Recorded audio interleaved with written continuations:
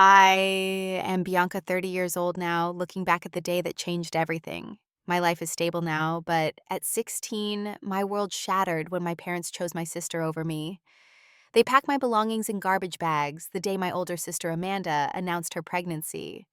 With little warning, I was told to leave the only home I had ever known. Before I tell you how my parents chose my sister's new family over me, let me know where you're watching from and hit that subscribe button if you've ever felt replaced by someone in your family. I grew up in a modest neighborhood in Columbus, Ohio, where the houses all look similar enough that I sometimes walked into the wrong one as a child. Our family of four seemed normal from the outside. My dad, William, worked as a construction supervisor, often coming home with dust in his dark hair and complaints about difficult clients. My mom, Diana, was an elementary school secretary who knew every child by name and brought home stories about their antics. Then there was my sister Amanda, 3 years older than me, and always the golden child. From my earliest memories, the difference in how we were treated was clear, but never acknowledged. Amanda got new clothes at the start of each school year, while I received her hand-me-downs with a cheerful, "Look how lucky you are. These are barely worn." When Amanda joined the cheerleading squad in middle school, my parents never missed a game. They stood in the bleachers, my dad with his video camera, and my mom waving enthusiastically whenever Amanda performed. 2 weeks later, when I had my first piano recital after months of practice, my mom showed up alone 20 minutes late, explaining that dad had to work overtime and she had errands to run. "We can only stretch ourselves so thin, Bianca," she said when I couldn't hide my disappointment. "You understand, right? You've always been my mature one." Being the mature one became my identity in our household. While Amanda threw tantrums when she didn't get her way, I learned early that my feelings weren't allowed to take up space. When I brought home straight A's, my achievement was expected. When Amanda managed to pull C's, there was celebration and ice cream. "Your sister has to work harder for her grades," my dad explained. "You should be grateful learning comes easily to you." I tried everything to gain their approval. I joined the debate team and won regional competitions. I helped with dinner without being asked. I babysit neighborhood kids to save money for college rather than asking for an allowance. Nothing shifted the family dynamic. The only adult who truly saw me was my grandmother Margaret, my dad's mother. She lived 40 minutes away in a small apartment filled with books and the smell of cinnamon. Every other Sunday, I would visit her while Amanda stayed home watching TV or going out with friends. "You have a special light, Bianca," Grandma Margaret would tell me as we baked cookies or played card games. "Some people are too blind to see it, but that doesn't make it any less bright." Those Sundays became my sanctuary, the one place I felt valued. Grandma Margaret attended every school event my parents missed. She displayed my artwork and certificates on her refrigerator. She bought me new clothes that were just for me, not previously owned by my sister. By the time I turned 13, I had accepted my place in the family hierarchy. I stopped expecting my parents to show up or notice my accomplishments. Instead, I developed my own interests that didn't require their validation. Photography became my passion after Grandma Margaret gave me her old film camera. I loved capturing moments that others missed, finding beauty in ordinary things. I also discovered writing filling journals with my thoughts and observations. These hobbies became my escape from feeling invisible at home. "You're so independent," my mother would comment, as if it were a natural personality trait, rather than a survival strategy I had developed. "Amanda needs more guidance, but you've always figured things out on your own." What she never understood was that I had no choice but to be independent. No one was going to fight my battles or clear my path. Even as a teenager, I knew I would have to create my own future, because no one was planning it for me the way they did for Amanda. Despite everything, I still loved my family. I made excuses for their behavior. Maybe Amanda really did need more attention.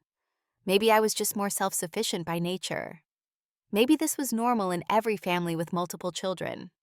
I told myself these things to make their neglect hurt less, but deep down I knew something was fundamentally unfair about our family dynamic. Little did I know that this unbalanced system was just the foundation for a much more painful betrayal that would come in my 16th year. The first signs of trouble appeared when Amanda was 19. She had reluctantly enrolled in community college after high school, mainly because our parents insisted and paid her tuition. By her second semester, she was skipping classes and spending most nights out with a new group of friends our parents had never met. College isn't for everyone, my dad said at dinner one night after Amanda announced she was dropping out. Your sister is a free spirit. She needs to find her own path. I nearly choked on my water. If I had suggested dropping out of high school, let alone college, there would have been lectures about responsibility and future prospects. But for Amanda, different rules applied. While Amanda was finding herself through parties and a series of short-term jobs, I was 16 and focusing on maintaining my 4.0 GPA. I had already started researching colleges and scholarship opportunities, knowing that despite my parents' comfortable income, they had only set up a college fund for Amanda, which she had now effectively abandoned. The first sign that something significant had changed came on a Tuesday morning when I heard Amanda throwing up in the bathroom before school. I stood in the hallway listening to the muffled sounds and my mother's gentle voice. It's okay, sweetheart, let it all out. Do you want some tea and toast? My mother never babied me when I was sick. Her standard response was to leave a sleeve of saltines and a ginger ale by my bed before heading to work. Over the next few weeks, Amanda's morning sickness became a regular occurrence. Her mood swung wildly, and she slept at odd hours. I noticed my mother making calls in hushed tones, and my father staying up late looking at spreadsheets. His forehead creased with worry lines.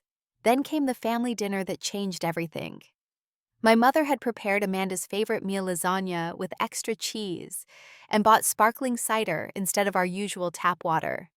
My father came home early from work, something he rarely did even for special occasions. I have something to tell you all, Amanda announced halfway through dinner, her voice uncharacteristically small. She placed her fork down and looked at our parents. I'm pregnant. The silence that followed lasted only seconds, but felt eternal.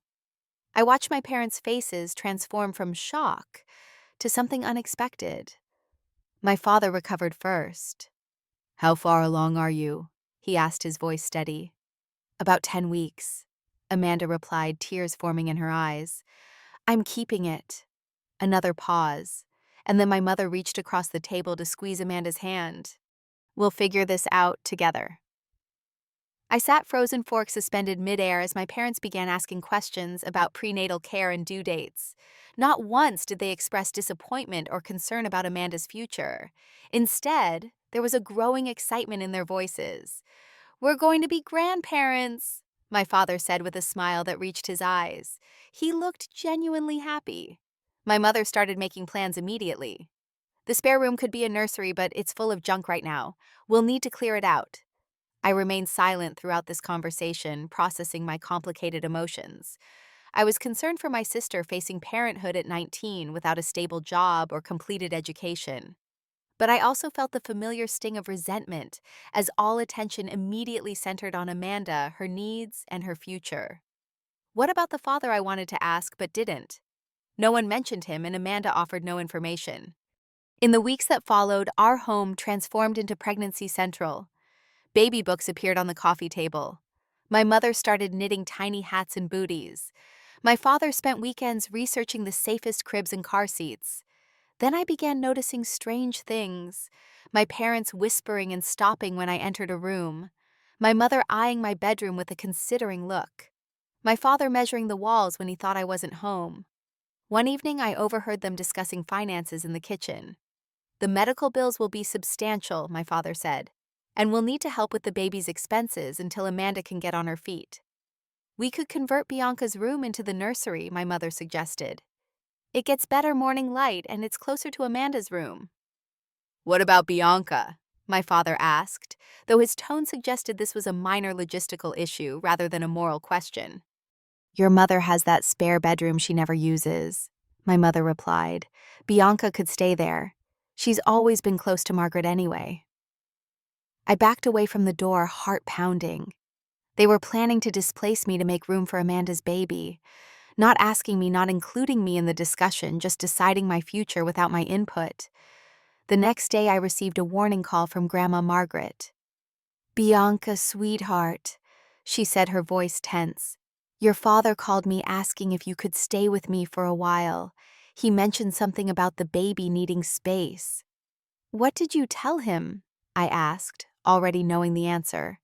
I told him of course you could stay with me any time, but that removing a 16-year-old from her home to make room for her sister's baby seemed cruel and unnecessary.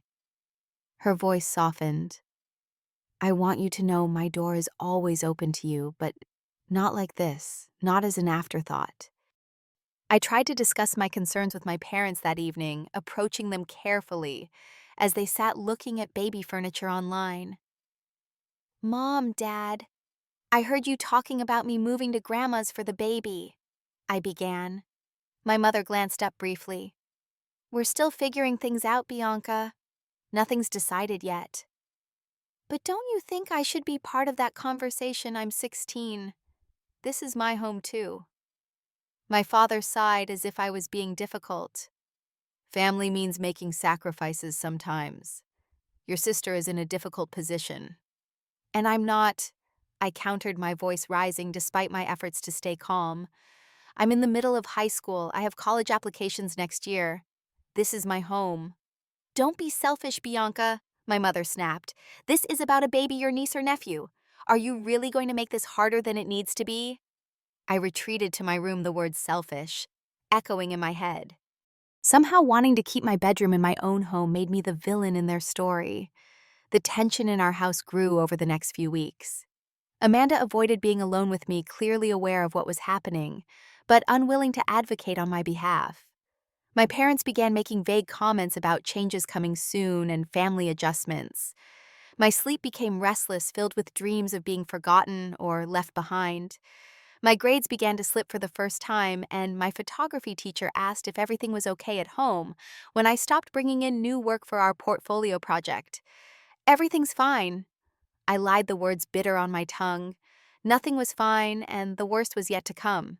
The day everything changed was an ordinary Friday in April.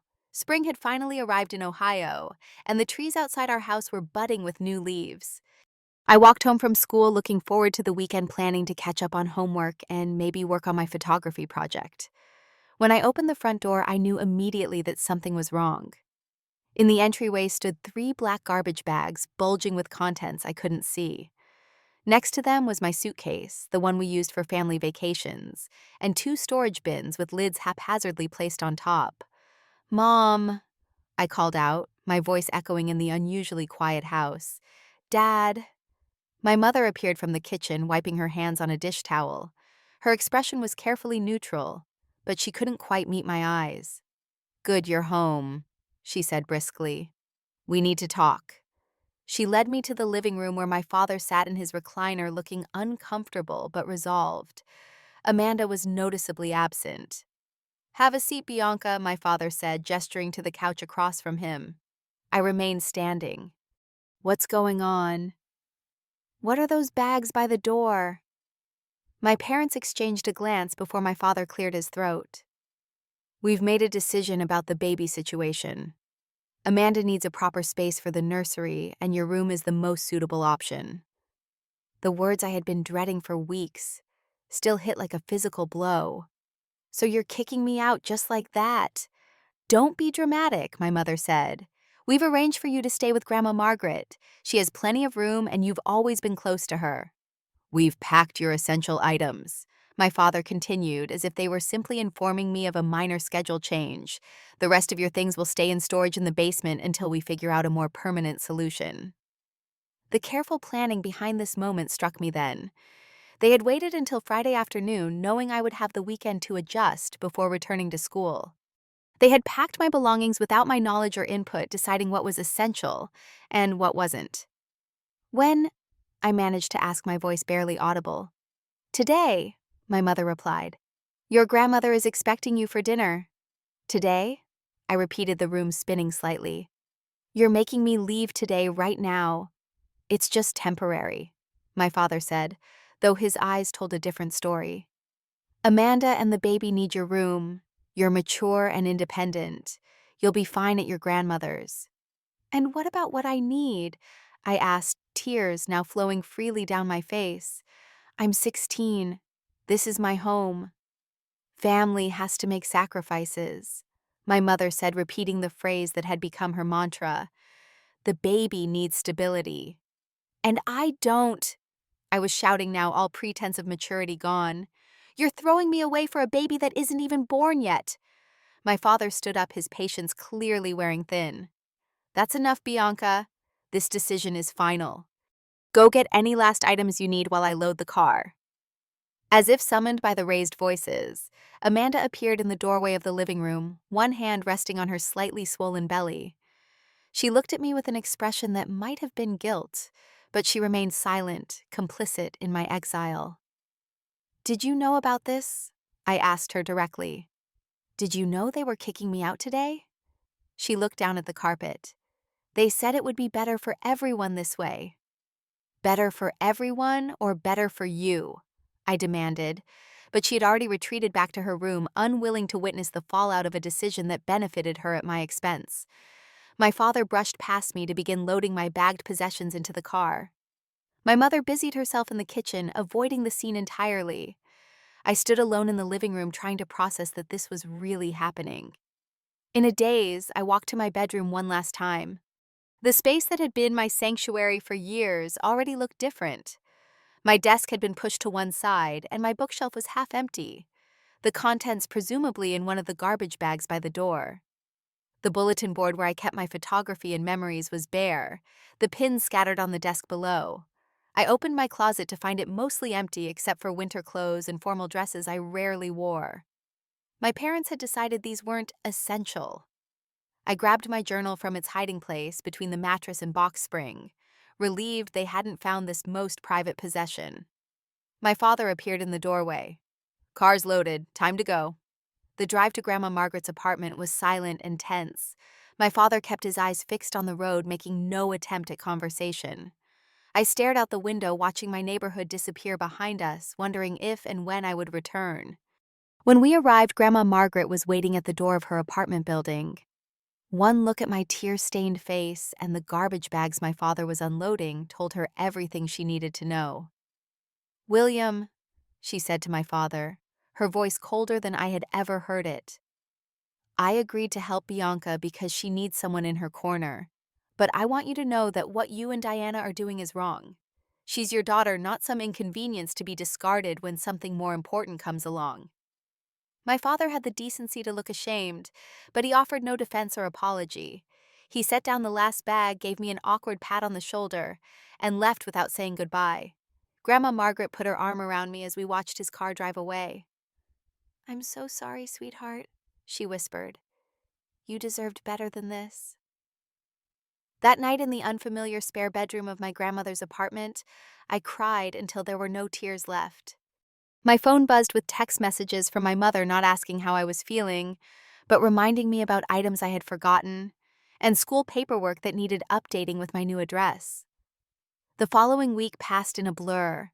I ignored calls and texts from my parents, unable to find words that wouldn't dissolve into screams or sobs. Grandma Margaret contacted my school to explain the situation, and the administration was surprisingly understanding. The school counselor called me into her office on Wednesday. "Bianca," she said gently after I sat down, "your grandmother explained what's happening at home. I want you to know that what your parents did isn't normal or okay. Being displaced for a sibling's child is not a reasonable expectation for any teenager." I broke down in her office, finally telling someone outside the family about years of being second best, culminating in this final rejection. The counselor listened without judgment, offering tissues and validation I desperately needed. "You're showing remarkable strength," she told me when I had finished. "But you don't have to be strong all the time. It's okay to be angry and hurt. What happened to you isn't fair." Those words, simple as they were, gave me permission to feel the full range of emotions I had been suppressing. The betrayal cut deep, but having someone acknowledge it helped me begin to process the pain instead of denying it. Life at Grandma Margaret's small two-bedroom apartment was an adjustment. The space was cozy but limited compared to my parents' four-bedroom house. My grandmother had cleared out her spare room previously used for storage and crafting to make space for me and my hastily packed belongings. "We'll make this work," she assured me, helping me unpack the garbage bags my parents had filled. "This is your home now for as long as you need it." The first few nights were the hardest. I would wake up disoriented momentarily, forgetting where I was and why. Reality would crash back, bringing fresh waves of hurt and abandonment. Grandma Margaret would hear me crying and bring tea, sitting with me in silence, or sharing stories of her own difficult times depending on what I needed. Pain doesn't last forever. She told me one particularly difficult night. It changes shape, becomes something you carry, rather than something that carries you. Practical challenges emerged alongside emotional ones. Grandma Margaret lived 20 miles from my high school, making my daily commute complicated.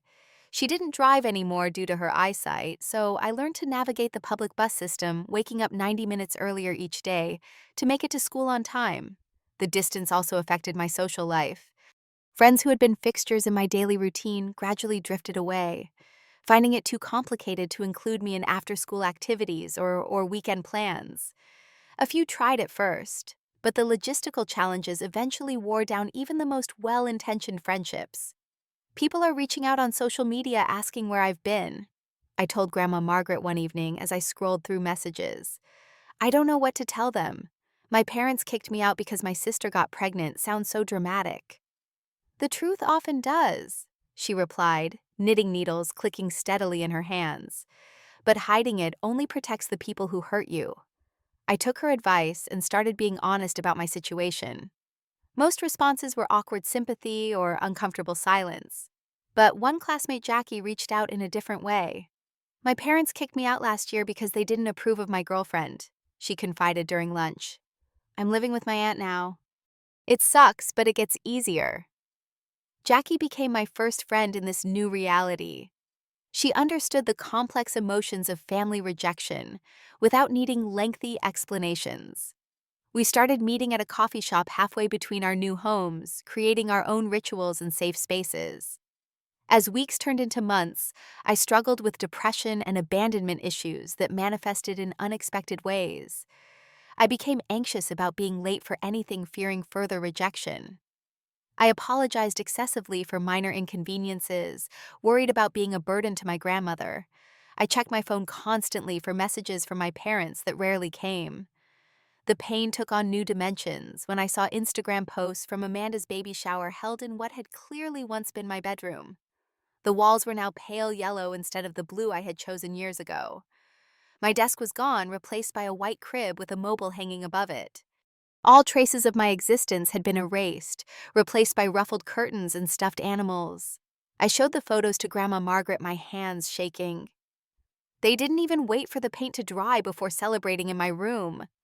She examined the images with a tight expression. "Some people convince themselves they're doing the right thing even when all evidence points to the contrary. Your parents are rewriting the narrative to make themselves the heroes instead of confronting what they've done." The first holiday season away from home brought new challenges. Thanksgiving had always been at our house with extended family gathering around my mother's carefully set table. This year, Grandma Margaret and I made a small turkey breast and watched old movies together instead. "Should we call them?" I asked as evening fell, feeling the absence of tradition despite our pleasant day.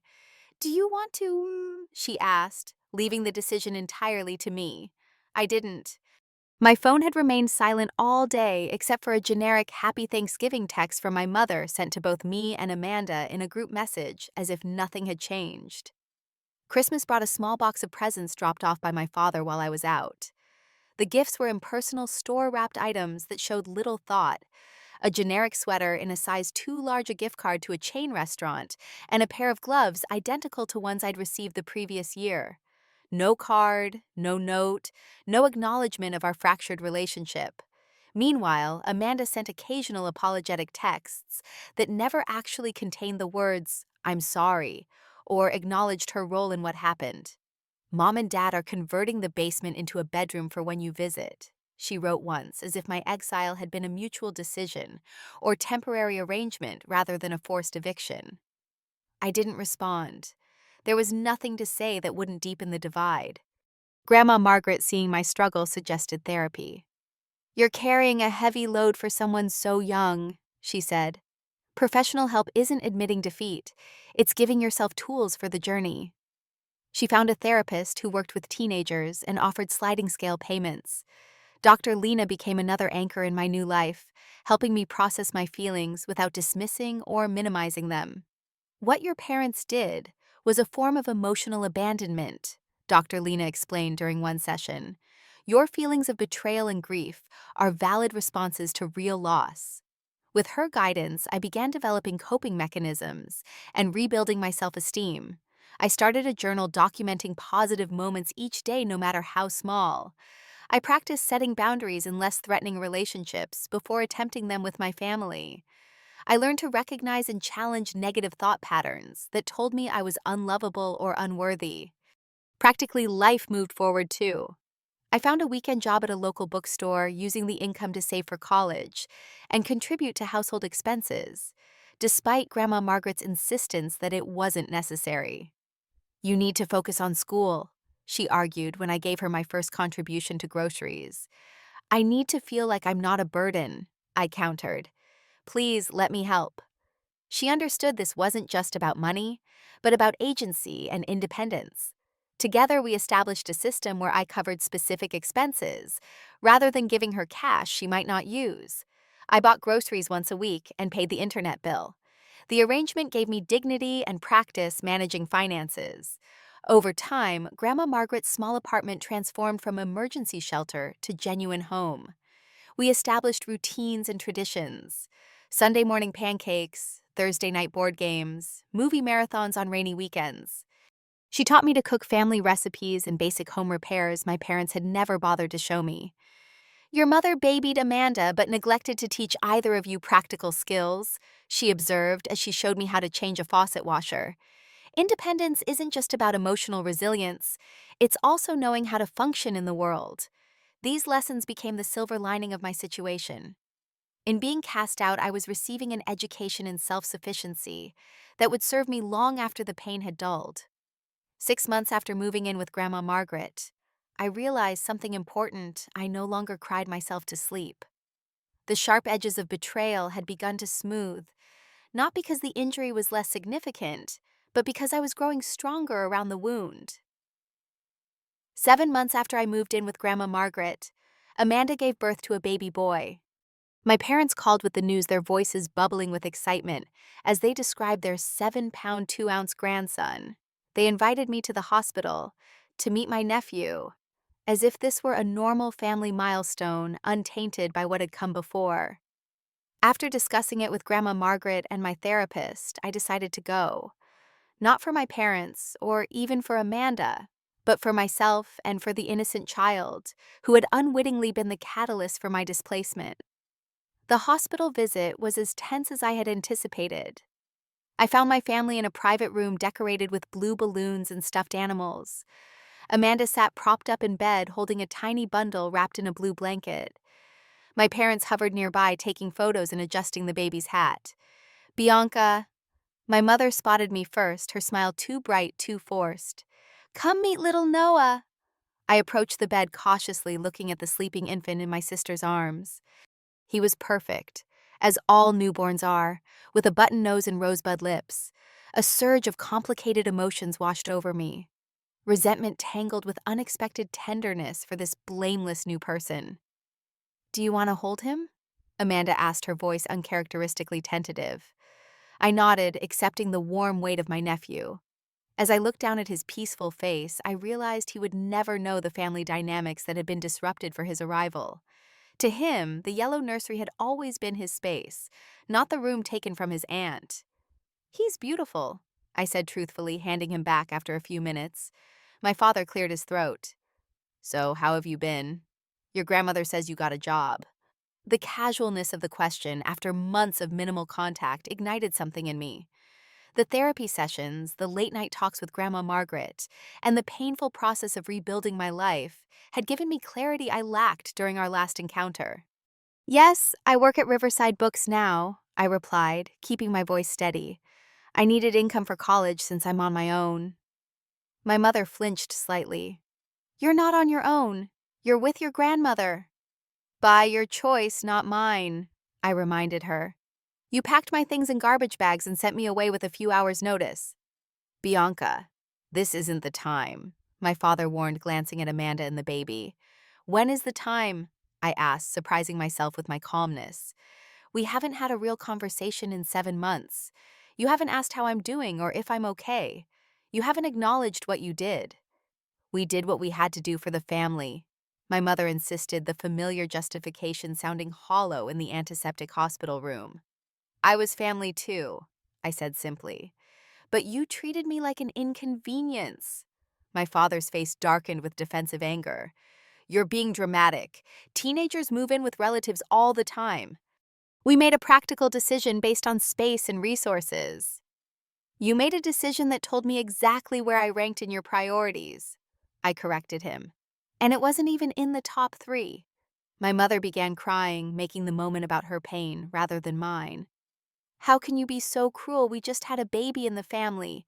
This should be a happy time. Amanda, who had been silent during this exchange, finally spoke. Mom, Dad, stop. Bianca's right. She looked at me, tears in her eyes. I'm sorry, Bianca. I should have stood up for you. I knew what they were planning, and I didn't say anything because it was easier for me. I was selfish, and you paid the price. Her unexpected acknowledgement shifted something in the room. For the first time, someone was validating my experience, instead of minimizing it. Thank you for saying that. I told her, genuine appreciation in my voice. My parents looked between us, clearly uncomfortable with this deviation from their preferred narrative. My father attempted to steer the conversation back to safer ground. Well, what's done is done. We should focus on moving forward as a family. I looked at him, really looked at him, and saw something I hadn't before. My father, whom I had spent years trying to impress, was not the infallible figure of my childhood. He was just a man who had made choices that protected some family members at the expense of others. He was deeply flawed, unwilling, or unable to recognize the damage he had caused. In that moment, I realized I didn't need his approval anymore. I didn't need either of my parents to validate my feelings or acknowledge their mistakes. Their inability to do so was about their limitations, not my worth. I'm going to go now, I said, picking up my purse. Congratulations on the baby, Amanda. I hope he brings you joy. As I walked out of the hospital room, I felt lighter than I had in months. I had spoken my truth without anger or drama, and while it hadn't changed my parents' perspective, it had changed something fundamental in me. On the bus ride back to Grandma Margaret's apartment, I called to tell her what had happened. I'm proud of you, she said when I finished recounting the conversation. Standing up for yourself without losing yourself is one of life's hardest skills. That evening, we had a long talk about family patterns and the courage it takes to break them. Your father grew up with conditional love too, she told me, sharing insights she had rarely voiced before. His father was the same way, measuring worth by achievement and compliance. I tried to parent differently, but some cycles are hard to break unless you consciously reject them. I don't want to carry this forward, I said. If I ever have children, I want them to know they're loved for who they are, not what they do or how convenient they are. That awareness is the first step to breaking the cycle, she assured me. Recognizing the pattern means you can choose a different path. In the months that followed the hospital visit, I focused intensely on building my future. I researched scholarship opportunities and spent hours on college applications, determined to create options for myself. I took extra shifts at the bookstore to build my savings. I invested in my photography, submitting work to contests and building a portfolio. The day my first college acceptance letter arrived, I felt a surge of validation that had nothing to do with my parents' approval. I had done this on my own terms, created opportunities through my own efforts. Grandma Margaret celebrated with me, buying sparkling cider and making my favorite dinner. This is just the beginning, she said, raising her glass in a toast. You're going to build an amazing life. When graduation day arrived, I scanned the audience as I received my diploma. Grandma Margaret sat in the front row, beaming with pride. My parents were noticeably absent, having texted that morning to say Noah had a cold and they couldn't make it. Rather than disappointment, I felt a surprising sense of peace. Their absence was consistent with their choices over the past year and a half, and I had stopped expecting anything different. After the ceremony, as Grandma Margaret took photos of me in my cap and gown, I realized something important: the family I needed had shown up. The person who valued me had been there all along. Sometimes family is defined by love and presence, not by blood or obligation. My college years marked a new chapter of growth and independence. I had received a partial scholarship to Ohio State University, supplemented by financial aid and my own savings. I moved into a dormitory that fall, experiencing yet another adjustment, but one of my own choosing this time. Balancing academics with work wasn't easy.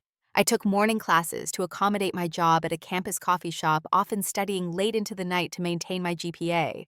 On weekends, I worked additional shifts at a photography studio, assisting with weddings and family portraits to build my portfolio and professional connections. Despite the demanding schedule, I thrived in the college environment. For the first time, I was surrounded by people who knew me only as I was now, not as someone's overlooked younger sister or the girl whose parents had chosen someone else. I could define myself on my own terms. I found friends who became the support system I had lacked growing up. My roommate Tasha, an engineering major with a wicked sense of humor, became my first true confidant outside of Jackie and Grandma Margaret. We stayed up talking about everything from politics to past traumas, finding common ground despite our different backgrounds. Family is who shows up, Tasha said one night after I shared my story. And sometimes the family you choose is more reliable than the one you're born into. Through Tasha, I met Ryan, a quiet architecture student who had also experienced family rejection after coming out as gay in his conservative hometown. Our shared understanding of family complexity created an immediate bond that gradually evolved from friendship into something deeper. "We're like those Japanese bowls," he told me once, "the ones repaired with gold. The breaks are part of our history, but they've been filled with something valuable." While building this new life, I maintained weekly calls with Grandma Margaret. She had become my anchor, the one constant in a sea of change. During my sophomore year, I noticed her voice growing weaker, her story sometimes repeating or trailing off mid-sentence. "It's nothing," she insisted when I asked if she was feeling all right. "Just getting older. It happens to the best of us." By the middle of my junior year, it was clear something more serious was happening. Grandma Margaret had lost weight, and her once sharp mind was showing signs of confusion. During winter break, I accompanied her to a doctor's appointment she had forgotten to mention.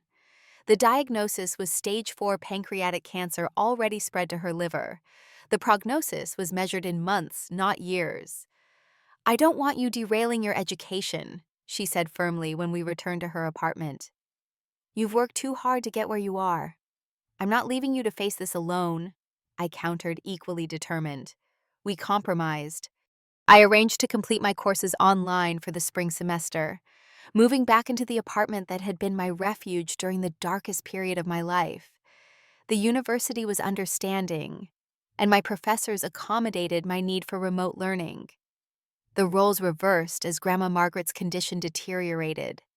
Now I was the caregiver, managing medications, preparing meals she rarely ate, and helping her to doctor's appointments. The woman who had taught me strength was teaching me something else now: how to face the inevitable with grace. "I have one regret," she told me during a lucid evening as we sat looking through old photo albums. "I wish I had spoken up sooner about how your parents treated you. I saw the pattern forming when you were much younger, but I thought confronting them would make things worse." "You gave me a home when I needed one most," I assured her. "That's what matters." She squeezed my hand. "Promise me something, Bianca. Promise you won't let bitterness define you. What your parents did was wrong, but holding on to that hurt only extends its power over your life." "I promise," I said, though I wasn't sure how to fulfill such a commitment. The pain still felt integral to who I had become. Grandma Margaret passed away peacefully 3 months later, with me holding her hand as she took her final breaths. The grief was overwhelming, different from the loss I had experienced when my parents chose Amanda over me.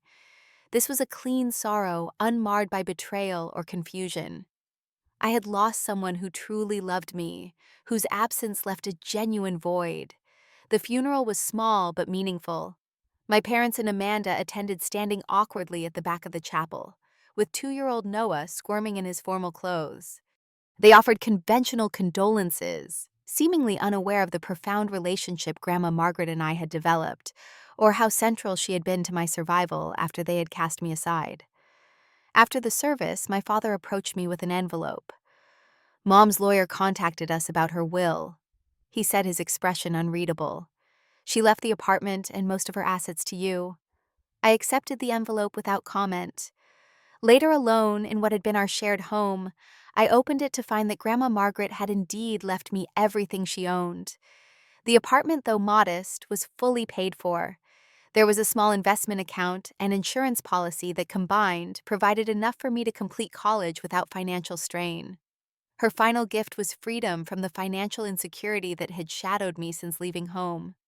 In death as in life, she had provided what my parents had not: stability and a foundation from which to build my future. I completed my degree online that summer, graduating with honors, despite the challenges of the past year. With my grandmother's inheritance providing a cushion, I accepted an entry-level position at a marketing firm in Chicago, specializing in visual content for their clients. The move to a new city represented another fresh start.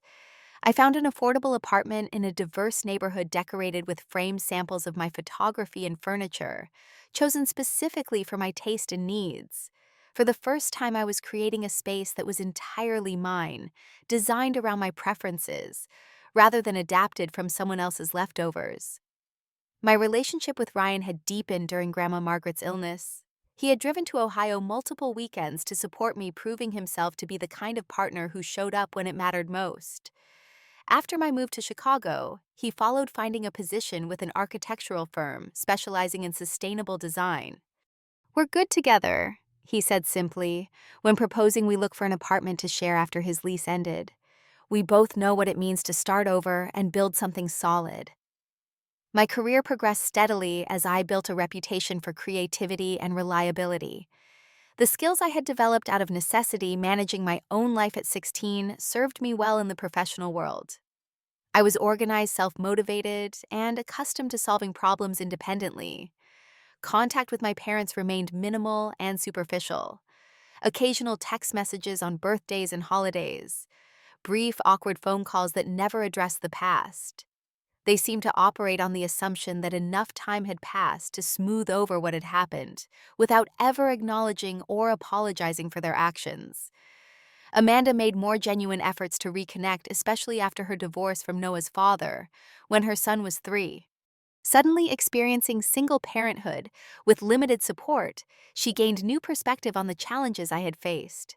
"I never really understood until now," she admitted during one of our infrequent calls.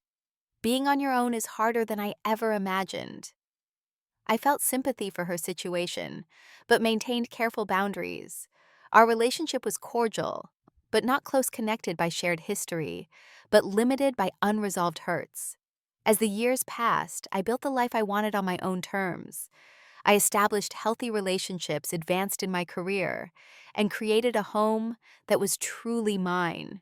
The scared 16-year-old girl with her belongings in garbage bags had become a confident, successful woman who knew her worth wasn't determined by others' treatment of her. Sometimes I wondered who I might have become without that painful rupture. Would I have developed the same resilience and independence? Would I have found my voice and boundaries? The answer was impossible to know, but I had learned to appreciate the strength that emerged from adversity, even while acknowledging the hurt that shouldn't have been necessary. At 30, I found myself packing boxes again, but under vastly different circumstances. Ryan and I had purchased our first home, a charming 2-bedroom house with a backyard perfect for the photography studio I planned to build. After years of renting, we were putting down roots, creating a space that would be ours for years to come. Among the items I sorted was a box of old photographs Grandma Margaret had saved, documenting my childhood and teenage years, school portraits showing my growing up progression, candid shots from family vacations when things seemed normal, the last Christmas in my parents' home, with no hint of the upheaval to come just months later. Looking at these images from my adult perspective brought unexpected emotions to the surface. I saw details I had missed as a child, how I always stood slightly apart from the family group, how my parents' attention invariably focused on Amanda rather than being divided equally between us. The photographic evidence of my peripheral status was clear now, in a way it hadn't been when I was living it. I showed the photos to Ryan as we took a break from packing, sitting on the floor of our half-empty apartment with pizza and wine. "I think I'm ready," I said after explaining what I saw in the images. "I need to have one honest conversation with them before we move forward with our lives." Ryan squeezed my hand. "Whatever you decide, I'm with you." After careful consideration, I arranged to meet my parents at a neutral location, a coffee shop halfway between Chicago and their home in Ohio. I deliberately chose a public place, where emotions would need to be contained, and the interaction would have natural time limits. They arrived together looking older than I remembered. My father's hair had gone completely gray, and my mother had gained weight, her face softer, but more lined.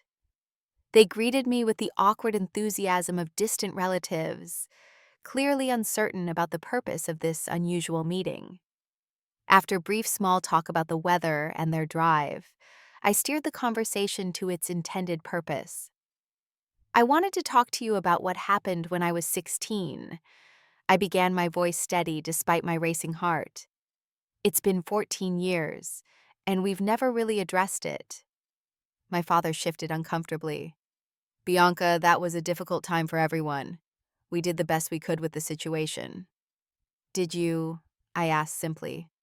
"Because from my perspective, you chose to remove me from my home rather than finding a solution that supported both your daughters." "We had limited options," my mother said defensively. "The house only had so many bedrooms." "There were other options," I countered. "Amanda could have stayed with me in my room. You could have converted the basement. You could have looked for a larger rental. But the option you chose sent a clear message about who mattered in our family." My father's face flushed. "That's not fair. We were trying to support Amanda in a crisis." "By creating a crisis for me," I pointed out. "I was 16, Dad. I needed stability and security just as much as Amanda did. More than the baby did, honestly, since a newborn doesn't care where its nursery is located." My mother's eyes filled with tears. "We thought you would be fine with your grandmother. You two were always close." "I was fine with Grandma Margaret because she stepped up when you stepped back. She treated me like I mattered, like my feelings were valid. She created a home for me when you took mine away." My directness clearly made them uncomfortable. They had spent years minimizing what had happened, recasting their decision as a practical solution, rather than the emotional abandonment it had been. "What do you want from us now?" My father asked, a note of frustration in his voice. "We can't change the past." "I don't want anything except acknowledgement," I replied. "I want you to understand that what you did hurt me deeply and permanently changed our relationship. I'm not looking for apologies that aren't genuine or promises to be different. I just want honesty about what happened." My mother wiped her eyes. "We never meant to hurt you, Bianca. We were overwhelmed and made a bad decision. I've regretted it many times over the years." This partial acknowledgement, while not the full acceptance of responsibility I might have hoped for, was more than I had expected. It was a crack in the defensive wall they had maintained for years. "Thank you for saying that," I said, recognizing the effort it took for her to admit even this much fault. My father remained more resistant. "Families make difficult choices all the time. Sometimes there are no perfect solutions." I looked at him directly. "That's true. But when parents consistently choose one child over another, they shouldn't be surprised when the overlooked child eventually stops seeking their approval." The conversation continued for another hour, cycling through justifications, partial admissions, and moments of genuine connection. We didn't reach a perfect resolution or heartwarming reconciliation, but we broke the silence that had surrounded the central wound of our relationship. It was a beginning, if not an ending. The following day, I met Amanda separately for lunch. Our conversation was different, more open and authentic than the one with our parents. "I was selfish," she admitted without prompting. "I was scared about being a single mom, and I let them make you the sacrifice because it was easier for me. I've thought about it differently since having Noah and seeing what a parent should do for their child." "How is Noah?" I asked, genuinely interested in the nephew I barely knew. Amanda smiled, pulling out her phone to show recent photos. "He's 14 now and asking questions about family. He knows he has an aunt in Chicago and he's curious about you." The idea that my nephew wanted to know me despite our limited contact was unexpectedly moving. "I'd like to know him too," I said, "if you're open to that." "I'd like that," Amanda replied. He could use more positive influences in his life, and I could use my sister back if that's still possible. We ended the lunch with tentative plans for her and Noah to visit Chicago in the summer, a small step toward rebuilding what had been broken so many years ago. These conversations didn't magically heal old wounds or transform my family relationships overnight. What they did provide was closure, a sense that I had spoken my truth and could now move forward without the weight of unaddressed history. In the weeks that followed, as Ryan and I settled into our new home, I reflected on what forgiveness truly meant in this context. It wasn't about excusing what had happened or pretending it hadn't caused real damage. It was about releasing my expectation that my parents would ever be different than they were, or that they could retroactively give me the support I had needed as a teenager. True freedom came not from their acknowledgement, welcome though it was, but from my own decision to define myself beyond what had happened to me. I could honor the pain without being limited by it.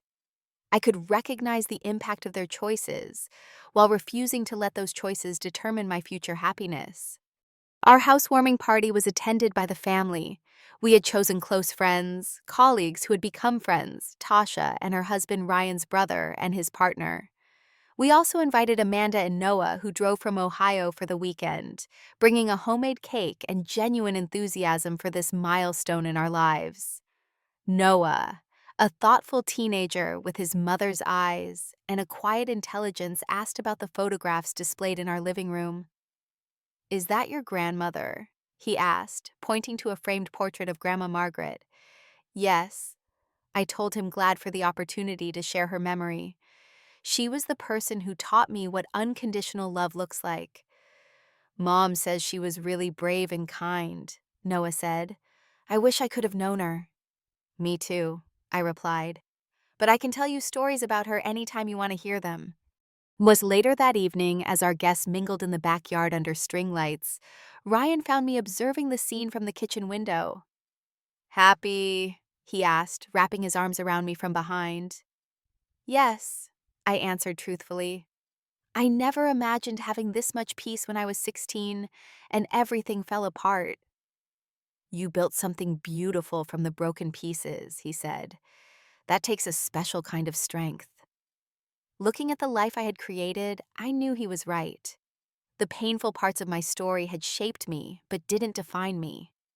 I had learned that family is sometimes about biology, but always about choice.